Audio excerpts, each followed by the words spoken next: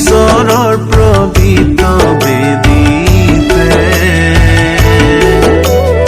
অৰ্পণ কৰো মোৰে জীৱন, মোৰ সকলো হৃদয়েৰে, মোৰ সকলো হৃদয়েৰে তোমাৰে প্ৰশংসা কৰো প্ৰভু তোমাৰে।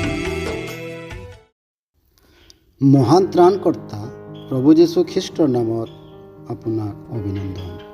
পবিত্ৰ বাইবেলৰ মথিয়ে লিখা শুভবাৰ্তা 6 অধ্যায় 37 পদত আমি এইদৰে পাওঁ, এতেকে কাইলৈৰ নিমিত্তে চিন্তা নকৰিবা, কিয়নো কাইলৈয়ে নিজে নিজলৈ চিন্তা কৰিব। দিনৰ যি কষ্ট দিনটোলৈ সেই যথেষ্ট। এটি ইংৰাজী গীতত এ ডে ওৱান এ টাইমত এই গীতটিৰ প্ৰেৰণাক দেখিবলৈ পোৱা যায়। গীতটি এই ধৰণৰ, মই কেৱল মানুহ মাথো, মই কি কৰিব পাৰোঁ, মই যি হওঁ বিশ্বাসত থাকিবলৈ সহায় কৰা, মোক সেই জখলা দেখুওৱা য'ত মোক বগাবলৈ আছে, মোৰ বাবে মোক শিকোৱা, এটা সময়ত এটা দিন খোজোঁ তোমাৰ পৰা হে যীশু, মোক শক্তি দিয়া যাতে এটা দিনৰ বাবে মোৰ দায়িত্ব পালন কৰিব পাৰোঁ।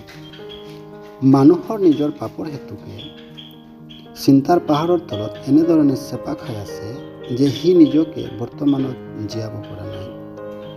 যিজনে ঈশ্বৰত ভৰসা ৰাখে, বিশ্বাস কৰে, তেওঁ পাপৰ ওপৰত বিজয়ী হয়, পাপৰ ক্ষমা লাভ কৰে, তেতিয়া আৰু তেওঁ কাইলৈকে চিন্তা নকৰে।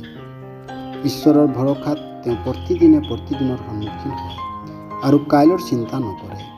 তেওঁৰ বাবে দিনৰ যি কষ্ট সেয়া দিনলৈ যথেষ্ট। এই ধৰণৰ বিজয় আৰু চিন্তাহীন জীৱন যাপন কৰিবলৈ ঈশ্বৰে আপোনাক সহায় কৰক। ধন্যবাদ।